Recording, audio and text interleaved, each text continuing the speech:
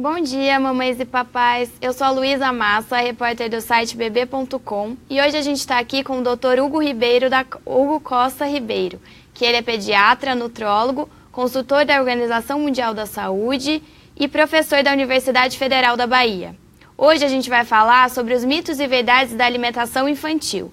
Então mandem suas dúvidas, mandem suas perguntas e participem do nosso live.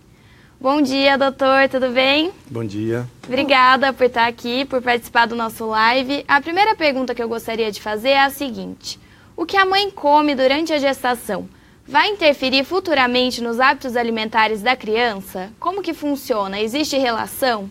Existe. Hoje a gente sabe de que a estruturação dos hábitos alimentares, eles iniciam desde o que a família come, de uma forma geral, o padrão de alimentação da família, mas decisivamente o que a mãe se alimenta durante a gestação. A criança tem acesso aos sabores, aos aromas durante o período da gestação, dentro do líquido amniótico, que ela deglute. E uma mãe que tem uma dieta diversificada, com amplitude muito grande de alimentos, obviamente terá chance de fazer uma modelação da sua criança, de forma de que ela seja muito mais aventureira e teste outros alimentos e coma de uma maneira mais diversificada do que mães que têm uma dieta muito monótona. Então começa ainda na gestação, essa questão da alimentação, do que a mãe come vai interferir nos hábitos do bebê. Muito. Isso hoje já está patente, é bastante decisivo. Inclusive, se questiona, mesmo pessoas que não são, dada uma diversidade muito grande de alimentos, de saber, ter essa consciência de que ela pode fazer algo como se fosse um pouco de sacrifício, mas comer de uma maneira mais diversificada, porque isso estará ajudando muito o bebê a ter uma possibilidade de comer de uma maneira mais diversificada. Legal. Doutora, a gente sabe que a amamentação ela deve ser exclusiva, principalmente nos primeiros 6 meses de vida do bebê. Depois disso, a criança pode começar a comer as comidinhas. Nessa fase de introdução alimentar, muitos pais ficam preocupados, meu filho não está comendo direito, como apresentar? Existe alguma dica, alguma orientação geral para os pais terem nesse momento? Tá. Aí a gente vai estar também sempre lidando com as duas informações, né? Aquela inicial da relação da gestação. Nós já sabemos de antemão que teremos mais ou menos dificuldade, partindo da história gestacional e da história de padrão alimentar da família como um todo. A criança copia muito o que os seus familiares fazem, são referências para ele. Então é importantíssimo de que as pessoas não promovam ou sugiram às crianças uma alimentação de que elas não comem, que elas não gostam. Dificilmente a criança vai aceitar comer algo que ninguém na casa come, só ela tem que comer. Então, respeitar o que a família come é muito importante. Não inventar. Se a família não tem um padrão de comer um determinado grão, um grão de bico, lentilha, não faz parte do padrão da alimentação da família, não tem por que inventar uma coisa nova para a criança. Né? Há sempre substitutos. Então, esse é uma das referências importantíssimas. Induzir a criança a comer, por volta do primeiro ano de vida, tudo que a casa come. Tudo que a família come. Então ela vai passar por um processo que respeita não só a introdução gradativa, que é fundamental, não se pode comer tudo de vez, e também de forma de que ela mude a consistência. A criança sai da possibilidade somente de tomar líquidos. Ela está programada para beber líquido, sugar. E não é incomum a mãe avançar, é um dos grandes erros na introdução do alimento complementar, é a mãe querer dar comida o mais cedo possível, inclusive às vezes comentar com a outra, o meu já come tudo, a criança que não tem condição ainda de comer, porque você tem que respeitar o desenvolvimento neuropsicomotor dela. Então ela não pode comer uma consistência muito densa se ela não tem ainda a possibilidade de deglutir. Então ela tem que ir gradativamente até chegar aos pedaços, que já vai ser por volta do primeiro ano de vida. Então o ideal é que comecem com as papinhas, com as comidinhas pastosas, para depois ir para as mais sólidas. É isso? E como uma forma, assim, uma dica para as mães, normalmente a criança que já está no colo, durinha, se sustentando, isso guarda uma correlação com o período que ela já consegue ter uma deglutição. Os dois desenvolvimentos andam juntos. Então, uma criança molinha ainda, que não consegue nem se sustentar, dificilmente ela vai conseguir deglutir algo mais pastoso. Então, você tem que respeitar isso, que não é mágico, o exato momento, ocorre mais ou menos nessa época, por volta do 6º mês, mas varia de criança para criança. Então, você tem que respeitar o tempo de cada uma da criança e não desejar ultrapassar os limites e introduzir alimentos de maneira muito precoce, que é um desastre, e introduzir alimentos que têm uma densidade calórica baixa. Você sai do leite, porque ele, por ser líquido, não tem como ele ser muito denso calórico. Então, tem que ser superior ao leite humano, do ponto de vista de calorias. Então, por isso que as comidas são mais pastosas, porque tem menos água. Então, a densidade é importantíssima, porque nós estamos saindo do leite humano para ofertar mais, porque a criança começa a demandar um volume, uma quantidade, umas características que o leite humano já não supre sozinho. Tá. Doutor, e também a gente sabe que na introdução alimentar, muitos pais eles gostam daquele método BLW, que a criança vai experimentar o alimento com a mão, ela vai pegar, vai sentir a textura, vai pegar pedacinhos maiores, mais sólidos. Existe algum problema? É recomendado? Não há nenhum problema, é recomendado. Aí vai depender muito da característica da própria família, não vai se impor uma prática desse tipo, mas muito bem-vinda para quem puder dispor de tempo, que há de ter todo um processo interativo, a refeição se torna mais prolongada, quer dizer, não pode fazer isso e querer que tenha um tempo para acabar. Exato, não tem tempo para acabar. Não pode fazer isso de uma maneira limpa, não é limpo, há que fazer uma sujeirada toda que faz parte do processo. Então tem que se estar disponível para essa prática. Então não é algo que se vê e tenta copiar, mas mudando as regras. As regras são essas e é absolutamente saudável, inclusive que a criança explore no prato, né, depender da característica do alimento, da própria família, comendo um pouquinho do prato da própria mãe, do irmão. Isso é absolutamente saudável. E essa coisa de sentir a textura, né, de sentir o que está comendo, de conhecer mesmo, né? Mas não pode ficar preocupado com a bagunça, então. Não pode ficar preocupado com a bagunça. E a Sociedade Brasileira de Pediatria, ela recomenda que os sucos sejam tomados com parcimônia, pelo menos até as crianças completarem 1 ano de vida. Por que isso acontece? Os pais devem seguir essa recomendação? A oferta de suco em excesso é justamente aquilo que a gente comentou, de ofertar alimentos de baixa densidade calórica, de baixo conteúdo de energia, ocupam espaço. A gente está lidando com uma faixa do desenvolvimento de extrema vulnerabilidade. É o período que a criança sai de um alimento extremamente seguro, que atendia tudo que ela precisava, até por volta do 6º mês, e entra num período obscuro, né, que ela é dependente do que oferta ela. Então, se você oferta muito líquido, o suco seria uma forma de ofertar líquido de maneira demasiada, ele acaba ocupando o espaço de outros alimentos adequados. Então, tem que ser oferecido em quantidades pequenas, sem diluições grandes, sem adição, né, de açúcares, né, os sucos normalmente, e respeitar também a época, as estações, né, das safras. Então não querer comer um suco que não está na época, da forma mais adequada, caros, porque não é na época deles.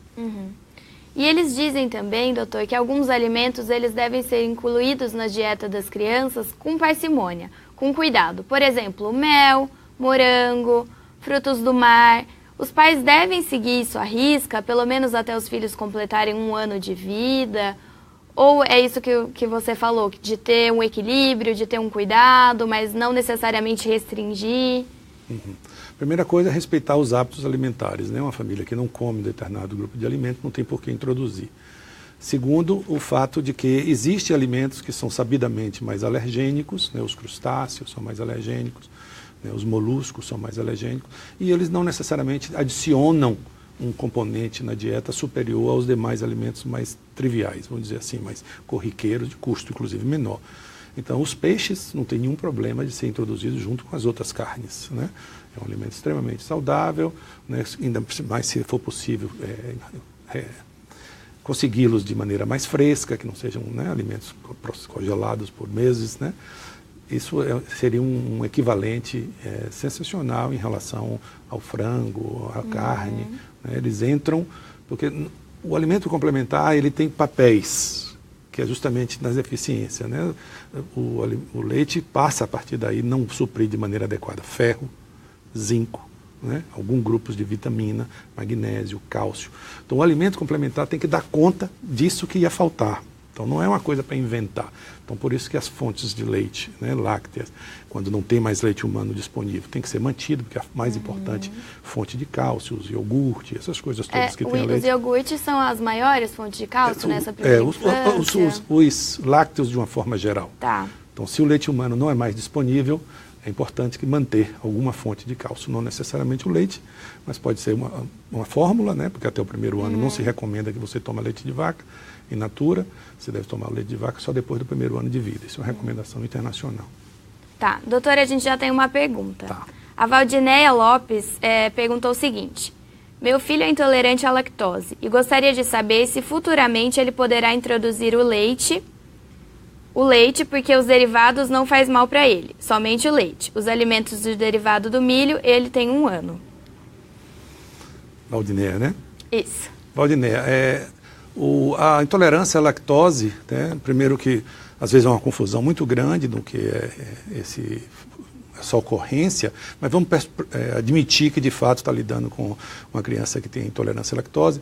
Ela tem intolerância à lactose a um determinado volume de lactose, por isso que ela aceita os derivados. Porque qualquer processamento do leite, o queijo, o próprio iogurte, né, reduz o conteúdo de lactose. Eu não sei se ela tolera iogurte, mas não necessariamente uma criança que não consegue tomar leite não vai tomar os outros, como você já está dizendo.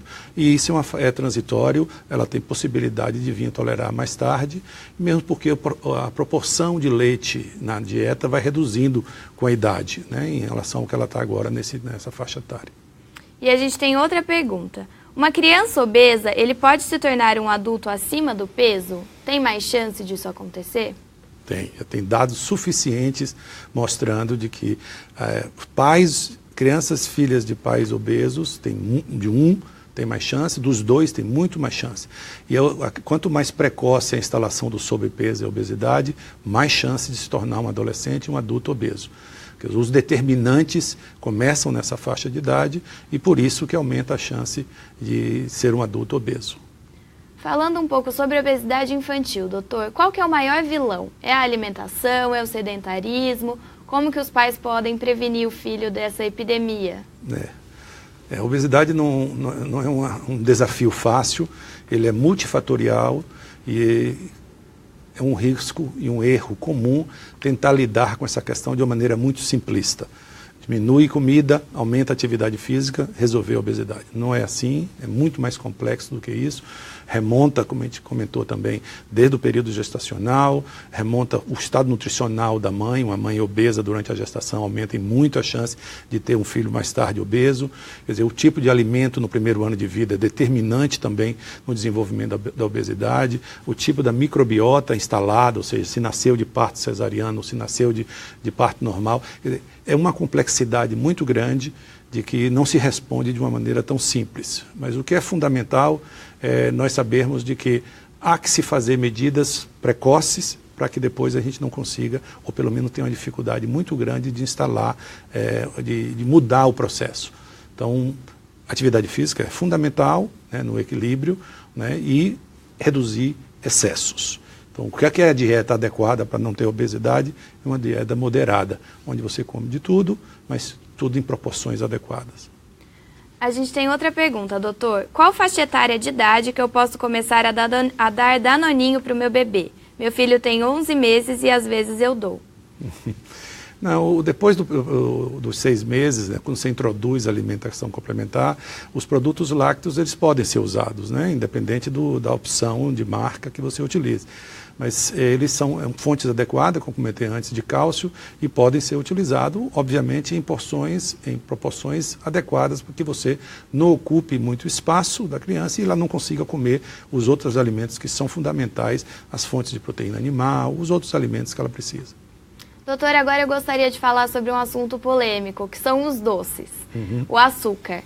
Muitos pais preferem esperar até que o filho complete 2 anos para introduzi-los no cardápio do filho. Já outros preferem não liberar e outros já acham que não tem problema a criança consumir desde novinha. Qual que é a recomendação? O que os pais devem estar atentos? O que é melhor seguir? Tá. Os primeiros 2 anos são decisivos, né, do ponto de vista do estabelecimento do padrão nutricional da criança. Então, aventuras nesse período é sempre muito perigoso, né? Não tem porquê a criança comer doces, excessos nesse período, mas não há nenhum pecado de que ela possa provar dentro do ambiente social, né, numa sobremesa, né, num aniversário, não como parte estruturada da sua dieta, mas se aventurar, porque isso facilita a socialização e, de acordo com o ambiente, vai ser dificultar. Mas até os 2 anos de idade não tem porquê, porque a criança é muito dependente do que oferece a ela nessa faixa de idade e dificilmente ela vai buscar esses alimentos se ele não for oferecido. Então não há nenhuma vantagem de introduzir, mesmo porque a tendência de gostar do sabor adocicado ela é inata, não precisa ensinar ninguém isso. Mais adiante ela provar, ela vai gostar, porque todo mundo gosta. Então ela vai. A preocupação que a mãe deve ter, posterior, inclusive aos 2 anos, é não comer em excesso os doces, do mesmo jeito que a gente está falando, não comer nada em excesso. Certo. Para você que chegou agora, a gente está aqui com o Dr. Hugo Ribeiro, ele é pediatra e nutrólogo, e a gente está falando sobre alimentação infantil, os mitos e verdades sobre alimentação infantil. Mande suas dúvidas, participe do nosso live. Doutor, nós temos outra pergunta. Da Cibele. O meu bebê vai completar 4 meses. A partir de quando eu posso introduzir os outros alimentos? E quais alimentos devo começar? Ele mama leite materno e fórmula. Bom, a criança que está em aleitamento exclusivo, a introdução do alimento complementar deve ser posterior ao 6º mês. Se a criança já usa a fórmula pelos motivos quais forem que levou a você introduzir a fórmula em paralelo ao leite humano, a alimentação complementar tem mais flexibilidade de começar. Vai depender, inclusive, do volume de fórmula que você já está precisando usar, né? Então, esse equilíbrio é o que vai definir quão mais precoce você vai introduzir, precoce que eu estou falando entre o 4º e o 6º mês, ou esperar para posterior ao 6º mês. Se o uso de fórmula é muito pequeno, quer dizer, no horário que você não está, toma uma madeira, outro, pode seguir a mesma regra do aleitamento exclusivo e deixar o alimento complementar para posterior ao 6º mês. Isso vai depender. Agora, se já usa a fórmula bastante, já pode utilizar algumas coisas de alimento complementar por volta do 5º mês. Certo, e a gente tem outra pergunta da Isis. O meu bebê tem 1 ano e pesa 9 quilos. Será que devo me preocupar? Os médicos daqui dizem que ele está normal. Ele ainda toma leite materno e come bem mais com o nascimento, de mais 4 dentinhos. Mas com o nascimento de mais 4 dentinhos não anda comendo direito. Devo forçá-lo a comer ou deixar que ele coma em pequenas quantidades? Que essa é outra questão, né, doutor? Da quantidade. Essa coisa de dizer que a criança não come o suficiente. Do ponto de vista nutricional, provavelmente com o peso que nasceu, por volta dos 3 quilos, esse é um peso adequado, né, para essa criança, vai depender muito, como estou falando. Se for uma criança que nasceu com 4 quilos e pouco, 9 quilos seria pouco. Então depende do peso inicial. Mas pressupondo de que é normal, toda a história, então é adequado. E tem que se ter cautela, obviamente, no nascimento dos dentes, a mais incomoda e a criança pode deixar de comer. E o monitoramento, obviamente, que está sendo feito com o pediatra, vai mostrar de que o ganho de peso está adequado e aquilo que parece ser pouco está sendo suficiente. Então, não fique apavorada, não. Não precisa ficar tão preocupada. Doutor, outra questão que eu queria falar é sobre o café da manhã. A importância do café da manhã. Que importância que ele tem para a criança na alimentação, nos hábitos saudáveis, ele deve ser introduzido desde cedo. Gostaria que você falasse um pouquinho sobre isso. Hoje tem muita informação sobre o café da manhã, né? Ele sempre foi uma refeição um pouco negligenciada, né? E com alterações do formato da família, do tempo de sair, das pressas, e mais negligenciado ele foi, admitindo de que ele não é importante. Hoje nós sabemos que o café da manhã, das refeições, do ponto de vista nutricional, certamente é uma das mais importantes, e no controle do ganho de peso, da obesidade, ela é fundamental. Nós sabemos de que a criança o jovem que não toma café da manhã, né, a criança e o jovem que não toma, tem muito mais chance de ser obesa em relação a outra criança. Então, o café da manhã tem um elemento regulador no que você come, na quantidade do que você come, mas principalmente no tipo de comida que você come no resto do dia. Então, não negligenciar o café da manhã. No momento que ele começa a ser estruturado e tem essa característica mais adiante, né, por volta depois do 2º ano de vida, que começa a ter uma característica maior das refeições no padrão da família. Então, é importante que você não negligencie o café da manhã e dê uma refeição que tenha características fundamentais de ter fonte de grãos, amidos, que permitam que o açúcar do sangue se mantenha em níveis aceitáveis até por volta da hora do almoço e, com isso, regulando o que a criança vai comer no almoço e daí para frente. Então, café da manhã é importantíssimo. Não pode pular essa refeição. Jamais. Nós temos uma outra pergunta. Meu filho tem 1 ano e 4 meses e não quer comer nada. Só às vezes arroz branco. Já faz uns 3 meses que ele está assim, mas toma muito líquido e ele não para de perder peso. Eu acho que essa é uma dúvida das mães. Quando deve ser uma preocupação? A criança não está comendo direito? Como que percebe-se isso? Pelo que eu entendi, ela só está comendo arroz branco? Arroz branco. Não, faz 3 meses. E está com que idade agora? Está com 1 ano e 4 meses. 1 ano e 4 meses. Não. Toda restrição, né, alimentar tem problema, né? Nós necessitamos, como espécie, né, os humanos, de comer de forma diversa para dessa forma conseguir a adequação nutricional, né? Nós dependemos, cada alimento tem uma participação oferecendo um determinado grupo de nutrientes e a gente precisa comer um pouquinho de cada dessas coisas para conseguir tudo que a gente precisa. Isso é uma característica da nossa espécie, da evolução da nossa espécie. Então, no momento que a criança converge demais um determinado grupo de alimento, e aí fundamentalmente no arroz só está tendo como fonte de carboidrato, que é o mais importante componente do arroz, do amido, ela certamente vai apresentar dificuldades e desenvolver deficiências nutricionais. Então há de fazer manobras que mesmo que o arroz esteja presente, já que é uma preferência, que você agregue outros elementos nutritivos junto do arroz para que ela consiga comer de forma adequada. Doutor, e qual é a melhor tática de fazer isso? Porque a gente sabe que na prática nem sempre as crianças aceitam. De repente, oferecer o alimento de uma forma divertida, conversar. Como que os pais podem explicar para os filhos que é importante ter uma alimentação equilibrada e variada? É sempre importante saber que isso tem um início, né? Que essas decisões ou essas escolhas de maneira muito restritiva da criança, ela começa a se apresentar e às vezes por conveniência, por ser mais fácil, ser mais tranquilo, não entrar em se aborrecer e acaba cedendo e a criança vai estabelecendo um padrão de alimentação. Às vezes tem outras coisas envolvidas na família, no conflito, e a criança expressa através da alimentação, se comunica através do que ela come com os demais membros da família. Então, temos que estar bem atentos na estruturação do problema, né? Sempre é mais difícil consertá-lo do que evitar que ele se instale. Mas há sempre manobras, né, como você comentou, do ponto de vista de você agregar alimento naquilo que ela prefere, né? Há de se respeitar preferências, mas não tem que se ceder às preferências. Então, fazer o equivalente dos risotos, né? Que você agrega outros elementos no arroz, o arroz continua sendo o elemento mais volumoso, mas você está agregando outros elementos na dieta e através do arroz até ela poder transicionar para outras coisas, né? Então, a criança que não come, ela tem que ser, que a mãe admite que ela não come, ela tem que ser acompanhada para ver se de fato aquilo que a mãe está chamando de não comer é suficiente para ela. Às vezes não é para a mãe, mas é para a criança. Então, o monitoramento, o desenvolvimento dela, se não está instalando anemia, essas coisas todas, são fundamentais para a gente definir se é uma criança em risco, né? Porque nessa idade não é só a repercussão de ser nutricionalmente adequada, é o impacto que pode ter em aprendizagem, tem outras coisas que estão envolvidas. Anemia é um problema importantíssimo, né, na instalação da criança, no desenvolvimento cognitivo dela. Então a gente tem que ter muita cautela, que às vezes a vida parece estar tudo em paz, mas a criança está instalando uma deficiência nutricional importante.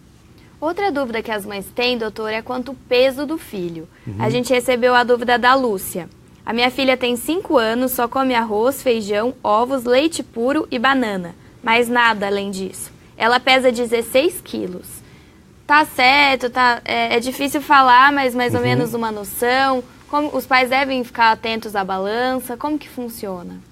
Uma coisa importante na instalação do hábito alimentar, Lúcia, é que as crianças, né, nós todos, e principalmente no período infantil, nós não gostamos do que é novo.